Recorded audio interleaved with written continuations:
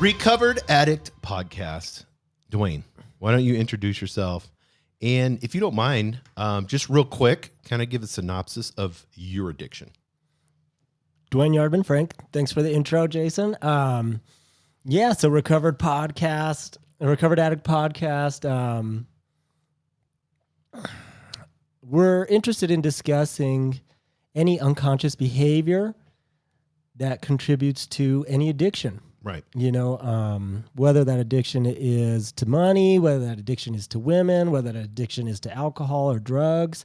Me personally, my addiction manifested with alcohol and drugs. And then as those areas began to heal, I've been clean and sober for over 13 years now by the grace of God and the spiritual work that, you know, we do to maintain that spirituality or to maintain that sobriety. It's resurfaced in other areas. Definitely fear, definitely money, and fear of money. Mm-hmm. You don't know. And it evolves. Right. So parts of the addiction have healed and parts start to rear up after something else heals. So it's interesting to see the layers of the onion be pulled back and what comes up next. But we know we have a strong belief that if you're walking around in a human skin, you're probably addicted to something. Mm-hmm. Mine's caffeine and nicotine. Mm-hmm. Right now, I'm having both. I was telling you about that. Yeah. So, I mean, we all have our what we would call vices. Mm-hmm. And it's so funny that we use the word vice. I deserve a this. vice. I deserve this. Yeah. Yeah, exactly. And it's something that I tell myself over and over and over again that I have no power to control this. Mm. You know, so I can resist caffeine, but it doesn't cause me not to lose my job. Yes. It may make me get a little angry because I drank too much coffee in the morning. It doesn't, you know, and coffee's not bad for you and caffeine's not necessarily bad for you. But if the doctor told me you need to go straight off of caffeine, like you can't drink any more coffee for your health, mm-hmm. You know, if there was such a thing, I would have a hard time. I would lie to the doctor. Yeah. Caffeine's a big one for me, yes, too. Exactly. Also, definitely addicted to caffeine. I've quit. I do Copenhagen Snuff. It's not a shout out unless they want to sponsor the show. Then that's our addiction to money. We'll handle that one. But that's not as hard as I'm more addicted to coffee and sweets like chocolate or donuts or some pastries. I think those two are the biggest in the food genre, but I have to have coffee every morning. Do you notice what I just said? I have to have coffee every morning. Yeah. I'm not willing to go without. Yes, exactly. Yeah. Or trust myself enough or have a belief in myself enough to be able to surrender to the process of allowing myself to be okay in the morning without coffee. That's powerful. What part of me could be okay in the morning without coffee? The God-centered part of me, the conscious presence part of me. That presence part of me is not subject to life and death. That presence part of me is not subject to time. So is that presence part of me capable of getting tired? Yeah, no. Yeah. It can't. It couldn't be tired. It doesn't need coffee. The subconscious is 24/7. People don't realize that, but their subconscious doesn't rest, even when you're sleeping. Correct. It's just going and going and going. You know, so our conscious nature is 24/7 and eternal. Yes. So, you know, I mean, and it's speaking through our subconscious. It's that direct stream, you know, that's going. So for me, it's like the less I'm in touch with that spiritual side of me, the more I view myself as being separate, the weaker I become through my ego. Absolutely. And in my ego cannot handle a donut set in front of me. My ego cannot handle not getting mad and checking my bank account all the time and seeing how much. I did that earlier. Me too. I looked on my app because I was getting ready to buy something. And so I looked on my app and I don't need to check it. I'm pretty successful. I'm not like rich or anything like that, but I'm pretty successful. I've worked really hard. I didn't, for the amount of money that I was going to purchase something, I did not need to look at the app. Is it in there? Yeah. Has it changed? Well, that's the thing. And there's the worry of it change. Something unexpectedly happens and I'm going to be screwed. So that was, it wasn't like just to check it and have no feeling. Like we talked about this last podcast, but you own rental properties, multifamily rental properties. Correct. For investments. Investment properties around town, yeah. And you've talked about being able to write thousands of dollars of a check and have no emotion. Mm-hmm. But then sometimes something, and you talked about the plumbing last time, but then something can trigger, and the next thing you know, you're spun out. I'm spun out over $3,200. Yes, But exactly. a couple months ago, we wrote a check for the down payment on a brand new property. So I definitely had spirit involved in the writing of the down payment, and I did not have spirit involved in the fixing of the plumbing. Yeah, and I wanted to bring that up because the module that we have with our material, we're getting into surrender again. But we're talking about the sacred process of surrender, and then the ability to be able to embrace recovery. The ability to be able to, and I like David Goggins. I love listening to him. He motivates me. The ability to embrace the suck, and you train all the time, and you're like, now you're going, like earlier today, you're going into the dark place right here. You're experiencing the pain. You're going to want to quit, and then I have to do like more reps. Yeah, go through that. Yes, it's like surrendering to the suck. This is going to be shitty, but I'm going to surrender to it. And in that process, like our material says, embracing recovery and opening new pathways. So when you began to get serious after, you were serious, and then you had a little time, where you relapsed with alcoholism. Yep. And then you got serious. What was the process? Can you remember? I mean, I don't know if you were in Taos or here in Albuquerque or Santa Fe. Can you remember when you began to kind of embrace, like, this is going to be a process and this is going to be my recovery? Like, I got to lean on these people. I need to do this. You had a program that you did. I need to do this program. When do you feel like you embraced it? After the relapse, I shared earlier, 5 months, 20 days sober. And I still had some game left. I still had some moxie. I'll figure this out. I'll be able to work 80 hours a week and still be okay spiritually. And I was lying to myself. I was not okay spiritually. I was running off of cortisol and running myself into the ground. And I relapsed. And I got to experience a position of complete willingness. Alcohol kicked my ass enough to where I became completely willing to do whatever it takes not to die drunk. So I was in Taos, New Mexico. And God willing, the last 2 times I drank, one time was at a bar, Alley Cantina. And I came out of a blackout being choked by some guy and taken down to the floor. And then the bouncers had to pull him off of me. And then it cost me $92 to leave because I had rung up a $92 tab. I had no idea. And then I proceeded to go home. I fell asleep. I woke up the next morning with my face stuck to the carpet. I don't know if it was drool or whatever it was, vomit, but that's where a lot of alcoholics wake up, stuck to the carpet. And what an analogy. Yeah, I was really embracing. Are you stuck to the carpet? And then I headed up to the ski valley and proceeded to drink there. And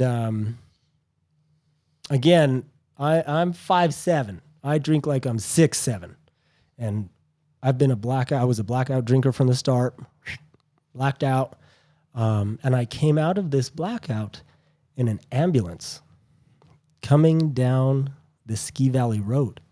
The only reason I came out of the blackout is because they plugged IVs into me and they were pumping fluids into my body.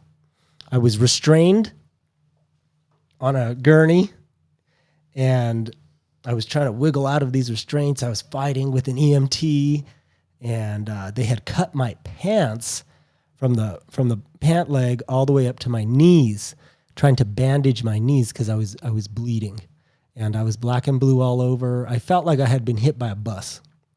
To this day, I don't know what happened, but I'm very grateful for whatever did happen, because whatever did happen helped me start to embrace a recovery path. It helped me perhaps have a little bit of an open mind in regards to a different approach to life.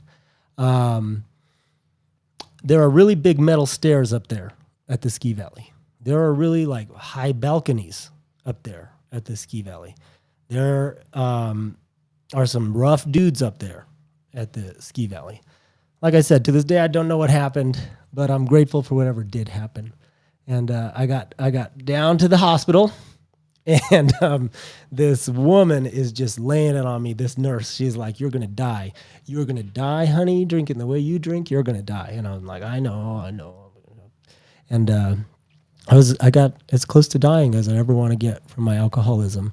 So do you think in that initial phase, being unconscious, that it was fear that kind of catapulted you? I think it was more of such a shocking experience, such a shock to the system. Like traumatic event. The only thing that knew to step forward next was my spirit. Right. I didn't have anything left. Right. We talked about that window of grace. Yes, I didn't have anything left to offer the situation. I didn't have any more game. I didn't have any more, I'll figure it out. I didn't have any more, next time will be different. All I had left was the God consciousness inside of me. And I don't really remember being, like, that was not a decision I went into ahead of time. So the ego had no game left. The ego was broken. Yes. The ego was broken. No more lies. Had zero game left. I'm in the gutter. Yes. I'm bleeding. And this is and you're restrained. This is my story. So I'm there on the hospital bed, and they had cut my pants. I was missing a shoe. I don't know what happened to it. And, it was winter in Taos, so it's a huge ski valley. The nurse was like, here, sweetheart. I went down to the morgue, and I pulled a pair of shoes off of a dead guy. Here, wear these shoes so you don't have to go into the fresh 6 inches of snow barefoot with your one shoe. So you're wearing a dead man's shoes. I'm in the gutter. Right. I'm bleeding, and I'm still judging people's shoes as they walk by. My ego had already rebuilt. Bro, I said no. I didn't accept the shoes. I was like, I'm not wearing some dead guy's shoes. What do you say about being in the different pair of shoes or whatever? And I don't step into those. I'm far from stepping into the shoes, or I forgot how you say it. Well, in the shoes of inner being. Yeah. Those are the shoes of a dead man. That's totally opposite. Yeah, if I'm standing in the shoes of inner being, I'm exactly where I'm supposed to be. I'm in alignment so with wild. God. Yeah, bro, I said no. A spiritual advisor that I had been plugged in with, I reached out for help. I called him from the hospital, and he answered? His girlfriend answered. I asked to talk to the girlfriend. I was like, hey, is Susan there? Because I knew Susan was going to be nicer. Then she put him on. He's like, you got me. What do you want? And I said, I'm in the hospital. Do you think you could come and get me? You'll never guess what he did. He said, no, you can come to my house? He came and got me. Oh, really? Oh, that's awesome. He came and got me. I trudged out of that hospital, 6 inches of fresh snow, one shoe in the freezing Taos winter. I got into his front seat of his Jeep, and his clock, it was an older Jeep, his clock just said 5:30. I said, this gentleman's name is Bobby Gibbs, saved my life. I said, Bobby, is it 5:30 in the morning or is it 5:30 at night? He says, 5:30 in the morning, Dwayne. It's 5:30 in the morning.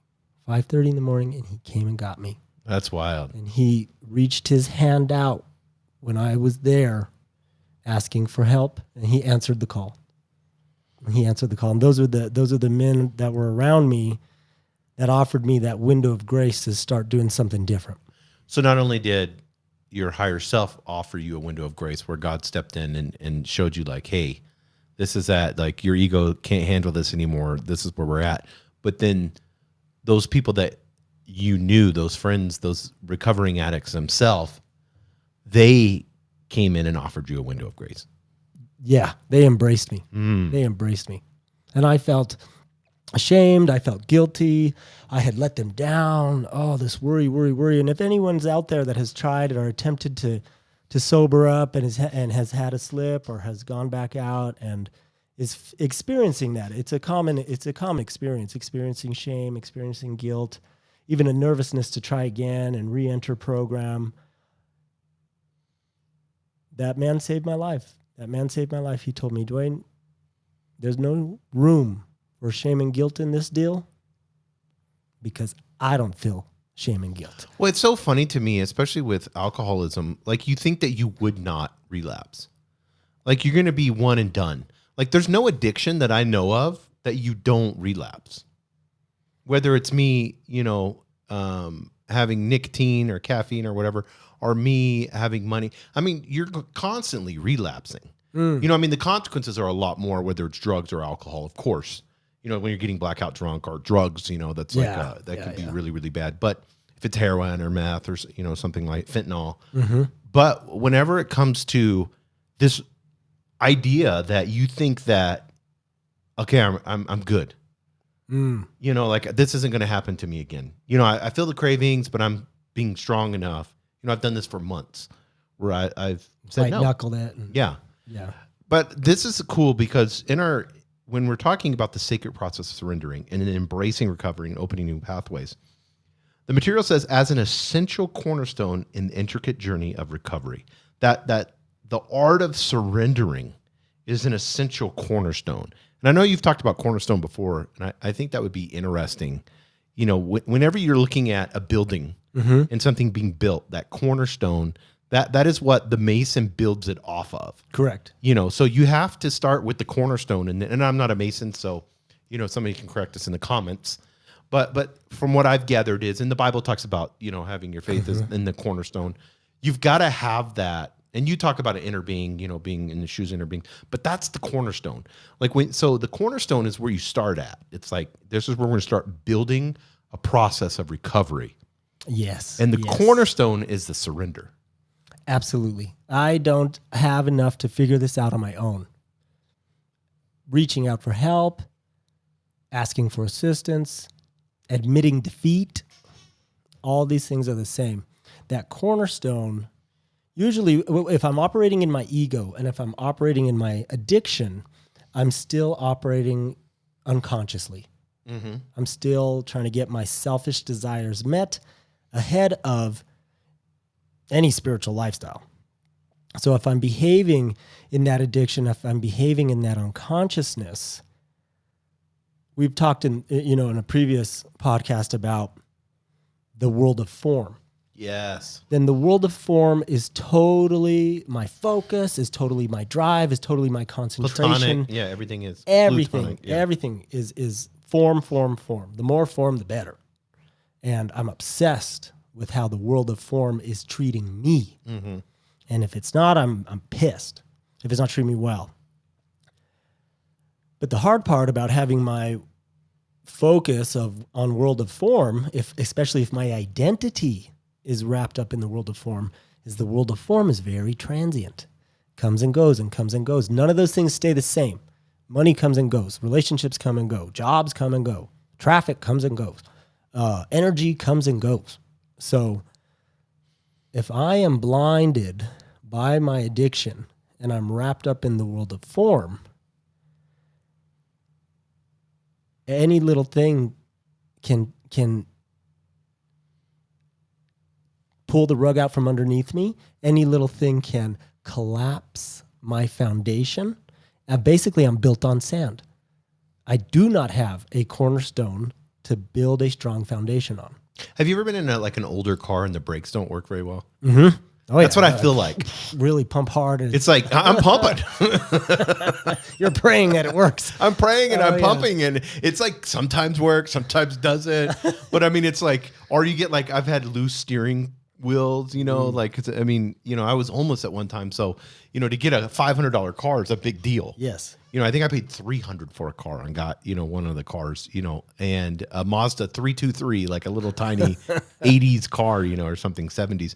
And it was all trashed and ripped and everything, but it drove. Yeah. But I can remember it's brakes were hardly working. The steering was really crazy. I wouldn't go on the freeway with the car, you know what I mean? Mm-mm. But it got me from point A to point B, when I was struggling. But That's what I'm thinking of. It's like trying to drive a car that's all fucked up. Yeah. It's the same thing. You're built on sand. When you need to stop, you might not be able to. And that's the analogy of my addiction. And that's this. That's the world of form. Yes. I needed to stop and I wasn't able to because I was too wrapped up in the world of form. I didn't have any other tools wrapped up in the spiritual dimension. So the vertical. Yes, enter vertical dimension. Yeah. So vertical dimension, we want forefront. We want ahead of, in front of. The horizontal dimension, world of form, we want vertical dimension, world of spirit. If my identity is wrapped up in the world of spirit, my consciousness, my spirit, my soul, my God consciousness, my higher self, my shoes of inner being, those things we've already said are eternal. Those things are not subject to life or death. Those things are not going anywhere. So when life comes and tries to fuck me up, I can handle it because those things don't come and go. Yes, 100%. I'm not going to crumble because now I'm building on bedrock. Now I'm getting that cornerstone in place for the rest of my life. If I have appropriate cornerstone in place with the world of spirit, then I can build a beautiful life where I can honor the world of form. We start having really good jobs. We start having wonderful relationships. We start respecting the flow of energy and money, and our life gets really big. Mm-hmm. And we can honor the world of form, but that's only because it doesn't dominate me. I'm built on bedrock because my cornerstone comes from the realm of spirit. And that's a difficult thing to articulate, especially when you're new. Yes. Especially when you're like just surrendered and now I need a spiritual cornerstone. Like that's a hard thing to articulate. What the hell is that? No, like, no. I don't know. Yeah, you don't most know people that. don't know. Yeah. You don't know that when you're new. When you're new, you just get busy. You just get busy. Start taking action. Start doing something different. Going to a website where you can find a list of potential meetings for a program. That's something different. Maybe going to a treatment center. That's something different. Maybe reaching out to friends or family and starting to admit I have an issue. I need some help. That's something different. That's different than going and picking up the bottle. Well, even in the organization that you're a part of, they have Zoom. So, you know, there's Zooms and everything else nowadays. So if it's so bad you can't even leave your house, if you have internet, you're golden. Yeah, you don't even need to leave your house nowadays, especially with the internet to just find solution. Right. Yeah. So, I mean, that's the part that is exciting is that now that there's books, there's audio, there's a podcast, there's mentors, there's so many programs, hundreds of thousands of programs out there. Yes. So, and I guarantee you there's one that will, and you have to expect, I mean, you always joke about it, but I mean, you've been 13 years sober, and how much did that cost you? Thousands of dollars. It costs a lot. Yeah. It says, we say it usually costs nothing to belong to any recovery program, but the admission price is really high. That's what I always, when I was 50 pounds heavier than what I am now, I was like, it cost a lot of bad food and alcohol to get me this fat. Oh yeah. My obesity cost tens of thousands of dollars. Absolutely. Over years and years of just eating shitty and drinking tons of beer. Yes. One of the benefits of healing an addiction. So it's gonna cost time. It's gonna cost effort. And that's where you have to surrender to the suck. Like this sucks, but I got to surrender this. This is really cool. I like this. Breaking free. Our material says this: breaking free from addiction isn't merely about bidding adieu to damaging substance, where you're just like saying goodbye. It's about surrendering to the new life that beckons you. One filled with profound growth, healing, and the joy of being present. So and we talked about this last podcast with the ULP, so I don't want to get too much into that. I don't know how to surrender to a new life because I have no freaking idea of what a new life could be. Your new life, you would have never guessed 13 years ago. Never. The life you live right now, having a wonderful family, an amazing woman, amazing children, you've got at least $1 million in property.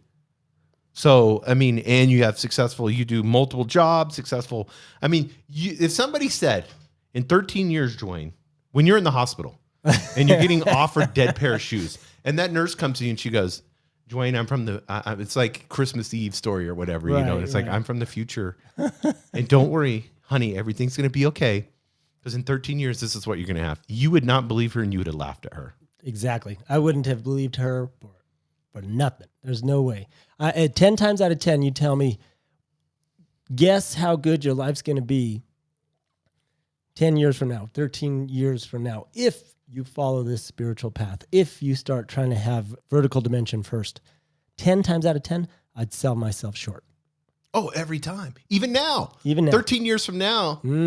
What you can imagine is not even. Yes, that's because vertical dimension is going to take you for a ride. Very exciting. Yes, some of our try new to imagine it now. It's like, and your higher self is like, dude, I got you. Yeah. I'm the power that creates worlds. I got you, bro. Yeah, you have no idea what's in store for you. It's going to be good. Your dream is to have a house in Barcelona. I just swirl around planets all the time. I create galaxies.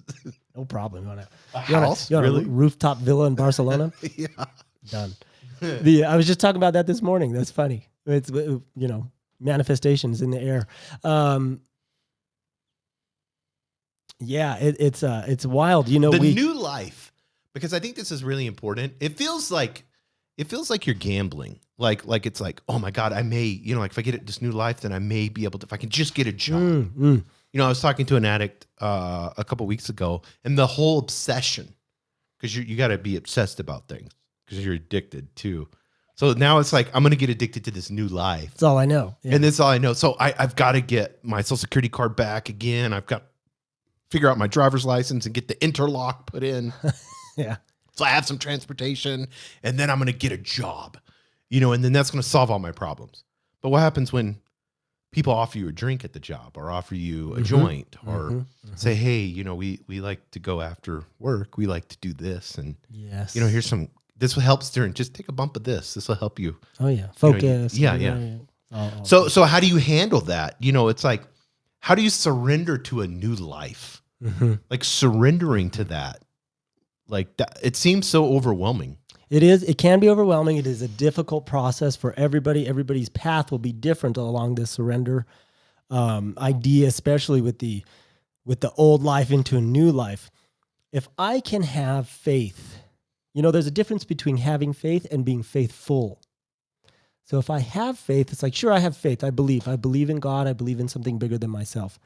But if I'm faithful, then my feet are what say, I believe in God. I believe in something bigger. I believe in something else.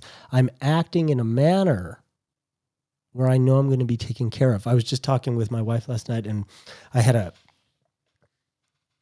older spiritual advisor tell me one time, he said, Dwayne, all forms of spirituality stem from food, shelter, and God. And he said, if you got those three, everything else is extra gravy. So be grateful. And I didn't understand what he was telling me at the time, but he was telling me that if I have a knowing, not a belief, but a knowing inside of me, inside my cells, I'm going to be taken care of in regards to food. I'm going to be taken care of in regards to shelter. I'm going to be taken care of because I have a God in my life. Everything else is extra gravy. Everything else just comes. And now I'm walking in faith because I have an inner knowing that I'm going to eat. I'm going to have a safe place to be. And it's going to expand. It's going to get even better. Yeah, and I think it's important. I want people to understand this. This is a cool side note. Like, it's really cool. So the New Testament in the Bible was Koine Greek, and it was very common, and that's what it started out with. Now you have English translations. So every time you translate something and trying to convert it from one word, it can get screwed up. So in the Bible, they use the word belief a lot in the New Testament, but that's a wrong translation. Because when you look it up in the Koine Greek, it's a trust to truth. Ah, yes. So that's what you're saying right now. A knowing. Yeah. So don't look at it. I don't like the word belief Me really. neither. Me Because it's not, it's like a hope into something that's ethereal. Just like, I don't really know. We're like a trust in the truth. Like this is the cornerstone. I'm going to trust in that. Yes. I'm going to trust in the vertical. Like I can trust in this because this is, I can look around creation and see that this is alive. Yes. Yes. You know, I can see God in everything. So that I can trust in. I don't have to have like some prayer and belief and hope, you know, in something that I can't see, understand, know, feel, touch. You know, our senses are made for us to understand the spiritual. Yes. Do you see what I'm saying? And so I think this is really important because in part 2 of the material, it says surrendering ego, embracing empathy. And I want us to, because this is so important because we're so narcissistic, and we've talked about that before, the narcissistic ego, that we have to look with the vertical and dissolve the barriers that fosters connectedness to the vertical. So you want to surrender and you want to understand that like very specific process, you have to begin to become self-aware enough, and you got to ask yourself, where am I being narcissistic at? Why am I making this about me? What, you know, why don't I go to my parents' house and sit and listen to them and not talk very much? Why am I getting angry when I go to my parents' house? Why when somebody talks to me that I don't want to listen to them and I want to talk? Yes. Do you see what I'm saying? I'm already thinking about what I'm going to be saying while you're speaking, and I missed the whole point. Yes. Yes. It's extremely egotistical, extremely narcissistic, difficult to start having a laser point inspection, laser point focus, laser point awareness on my selfishness, on my ego. However, that's what's necessary in order to transform. That's what's necessary in order to have a new pathway into a new life. How do I start building on this new cornerstone? I have to be willing to address the old behaviors that are no longer serving me. The God consciousness inside of me, the spiritual dimension, knows that when I'm behaving selfishly, I'm getting further and further away from the shoes of inner being. That's why it feels so bad. We start to get our moral compass back. It was easy to throw morals out the window when I'm not feeling from drugs and alcohol. Yes. It is not easy to throw my morals out the window, my integrity out the window when I'm raw. Right. And Yes. in the present moment, and now I don't know how to handle life. But this is why it's so important. And these are the beginning steps of surrendering and understanding, because this is very, very practical, like Yes. right now. And you do an amazing that you've shared with me, and I use it all the time, hundreds of times a day, and it's so simple, guys. You can start this right now. When you get that narcissistic ego pops up, start trying to recognize it. You're only going to recognize it maybe 20 times in a day. Then it turns into 50 times. Then it turns into 200 times. Then it turns into 2,000 times. And then using the one that you say, and we talked about it before, but this is so simple. Anyone can do this right now. A kid can do this. That's not real. That's not real. That's not real. What is that? That's a crazy thought. That's not real. What is that? That's a selfish, self-centered thought. That's not real. On average, every human being has 60,000 thoughts a day. On average, 58,000 of those thoughts are repetitive and unnecessary. They do not serve me. We have to start catching those repetitive and unnecessary thoughts. Those repetitive and unnecessary thoughts are usually my ego. It's usually my selfishness. It's usually my judgment and my superiority. And it doesn't serve me. It takes me to a very low vibration, and enough existence at a very low vibration makes it easy to pick up a drink. Or I'm going to stare at Cynthia's, the secretary's ass when she leaves. And then when I'm talking to her, instead of listening to her and value her as a human, I'm going to think of her and what I'm going to be able to do to her.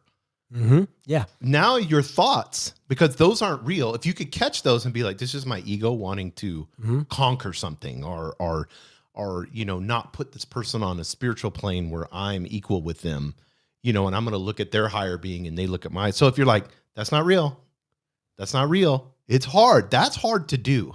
Absolutely. Because there's really no, in the beginning of that, there's no and I don't want to get too spiritual here, but if you begin to obsess over thoughts, and we've all done this, every single one of them, especially if you're males seem to do this more than females, but especially if you're a guy and you've got testosterone and now you're working with somebody at work or you're getting in close proximity, there's this whole idea of obsessing over another woman, even though you may have a girlfriend or a wife or whatever it may be, a fiance, and then you begin to obsess over her. What is the obsession?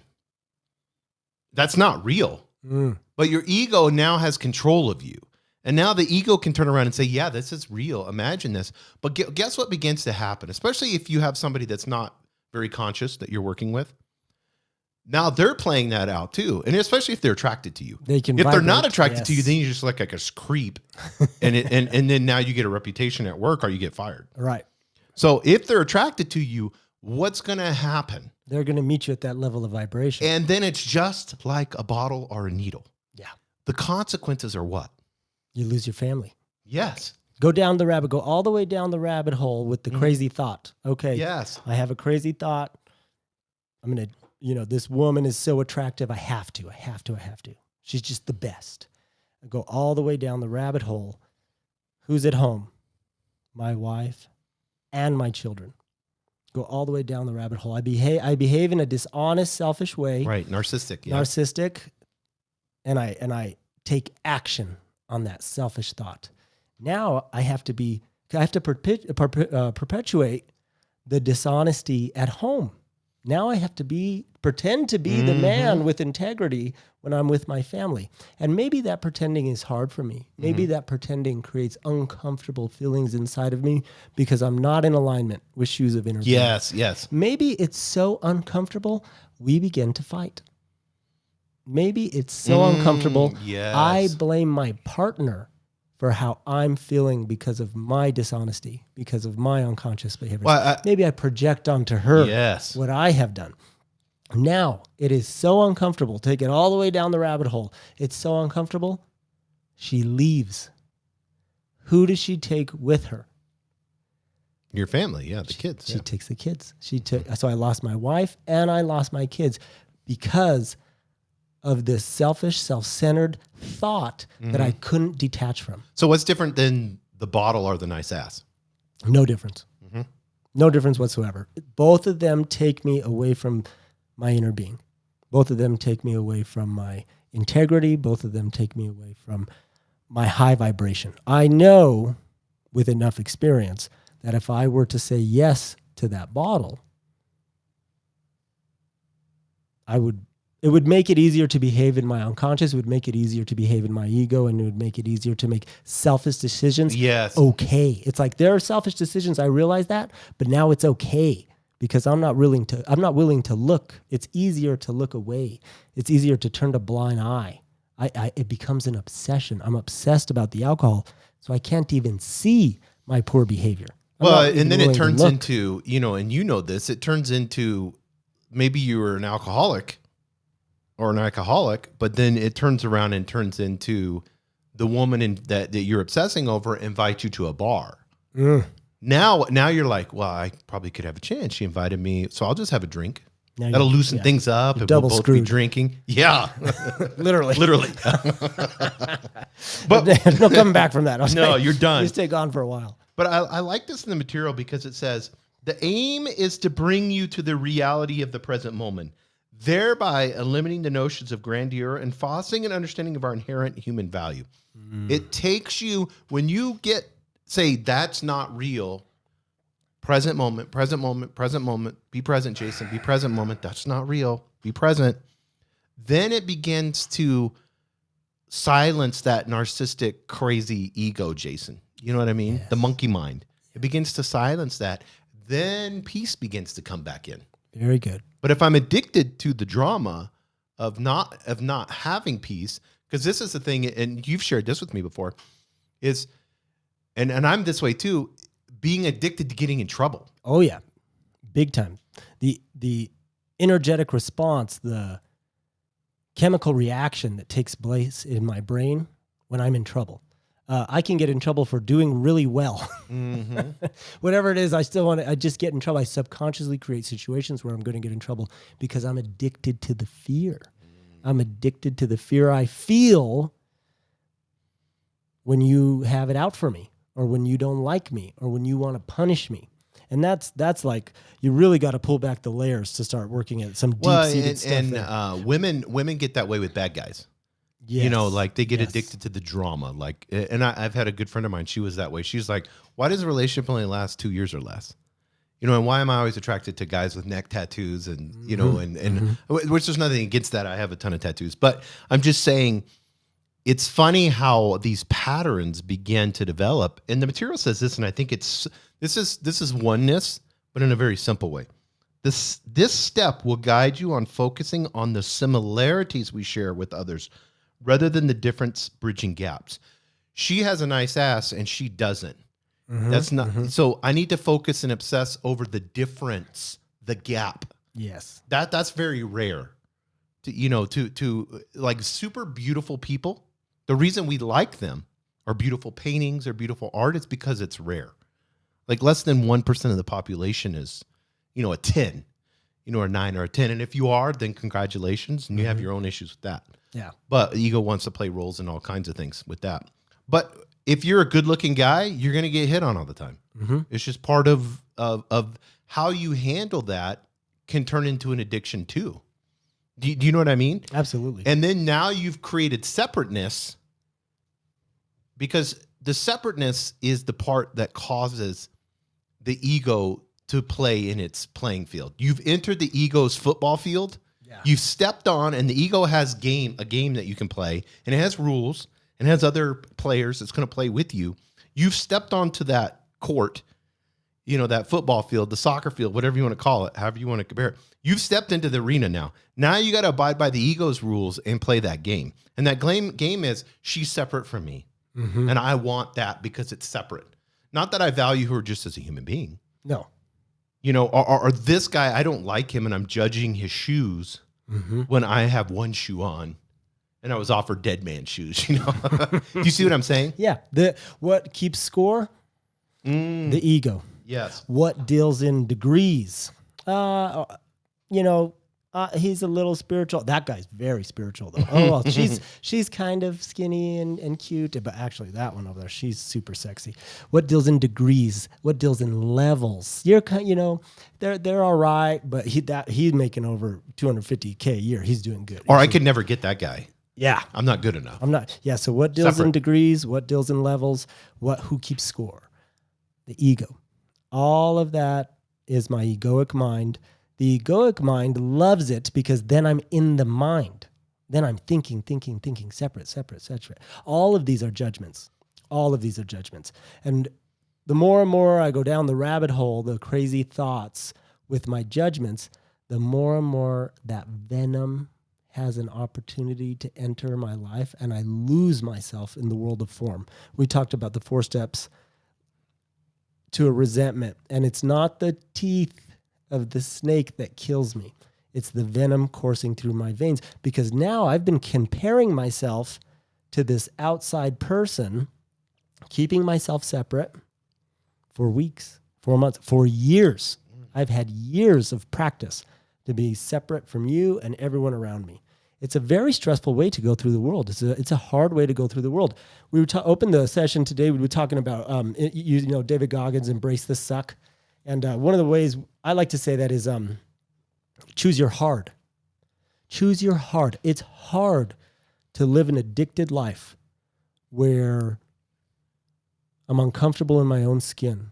I judge everyone around me.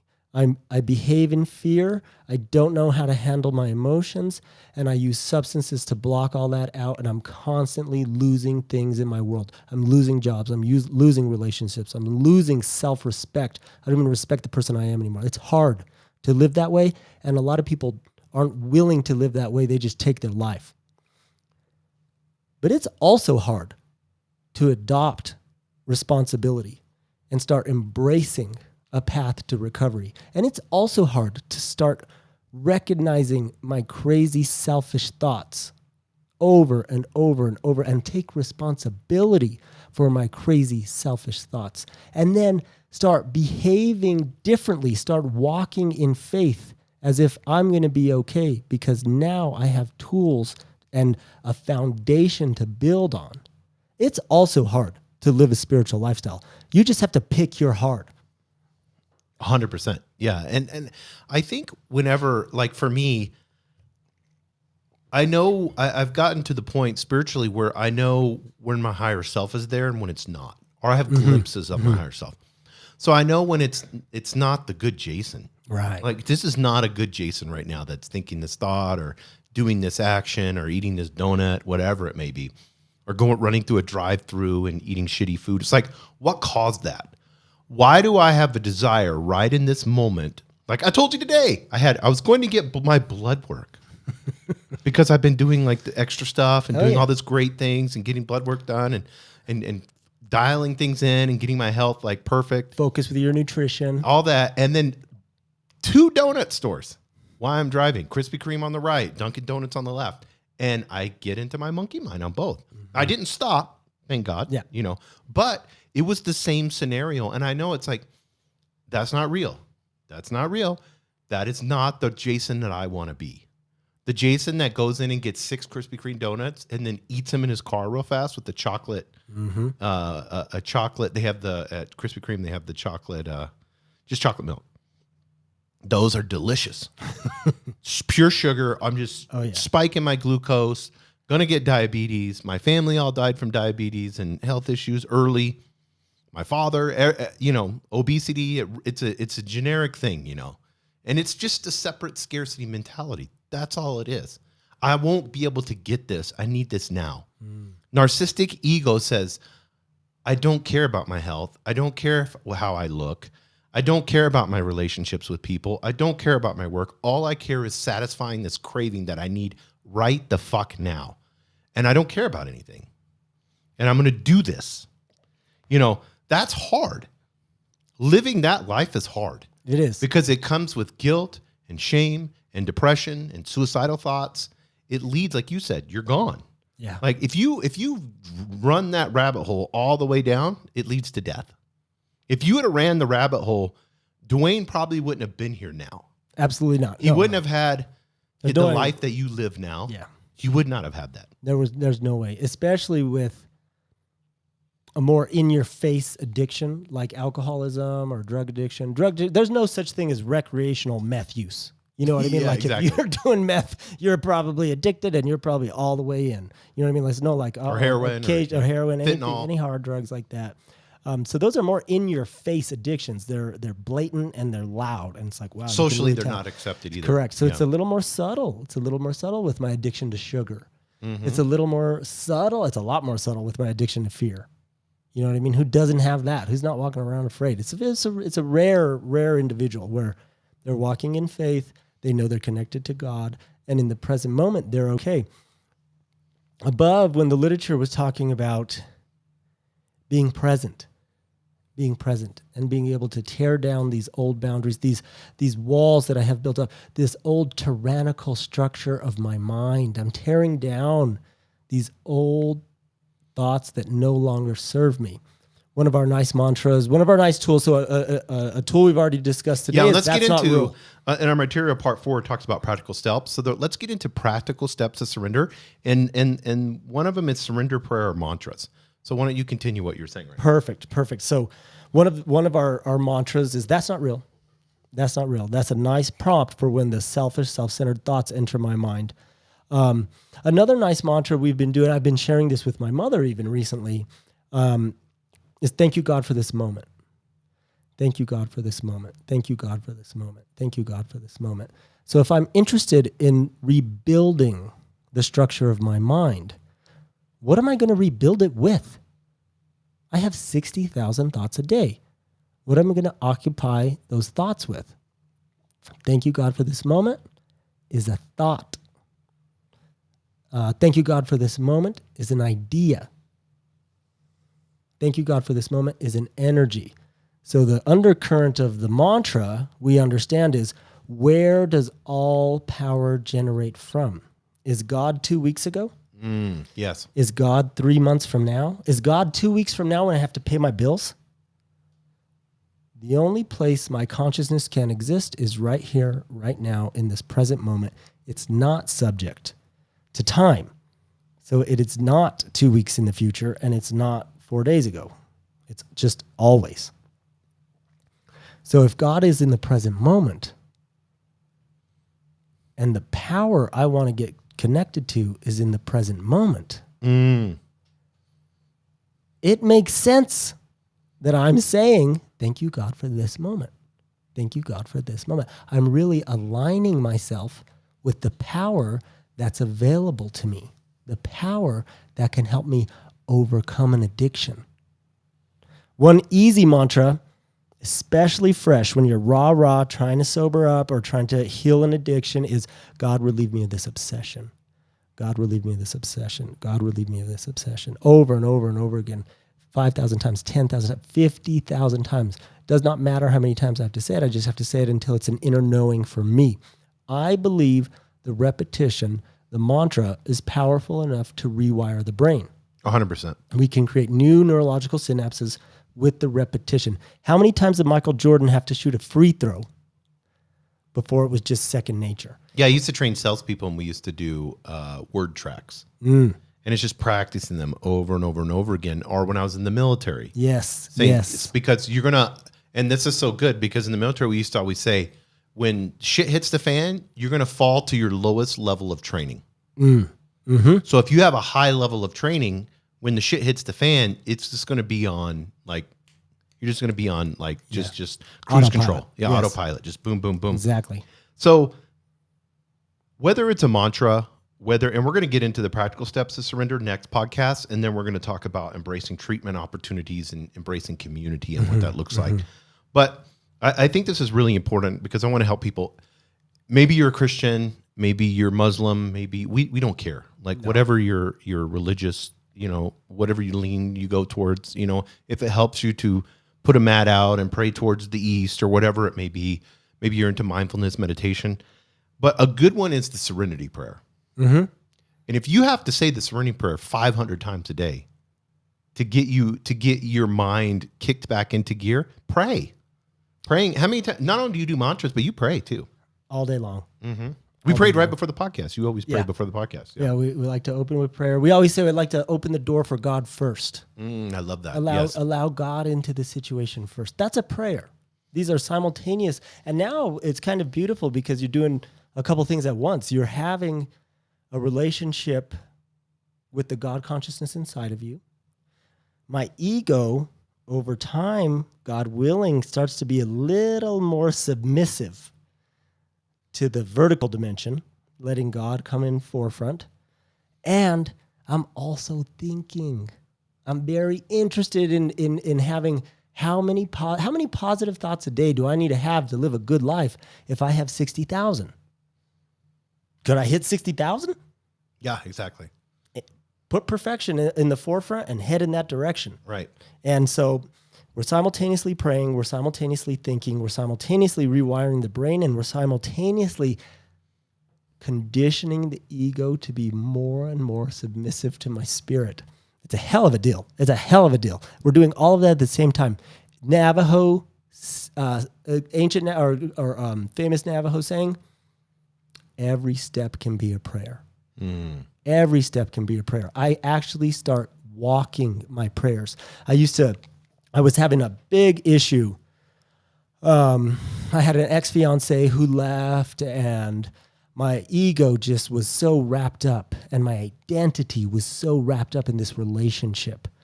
And the relationship went away, and I lost. So who's Dwayne? I lost my identity. Right. Should I kill myself? I'm not me anymore. And all of that had to go away in order for my ego to break open. And when the ego breaks open, whatever it is, whatever traumatic event happens, whatever words of wisdom we hear, whatever that window of grace is, that's when God's light can start to shine in. I was simultaneously doing cardio in my living room on a stationary bike that I bought for $250. It's the best $250 I ever spent in my life. My roommate at the time showed me this video of Oprah and Eckhart doing their 10-part series on a new earth. And I would put Oprah and Eckhart in my ears, and I would cycle And I got some tools that helped me reaffirm and find my true identity. And so my identity was not wrapped up in this relationship. My identity started to be connected to source, started to be connected to God consciousness. I was working at a restaurant while all of that was unfolding.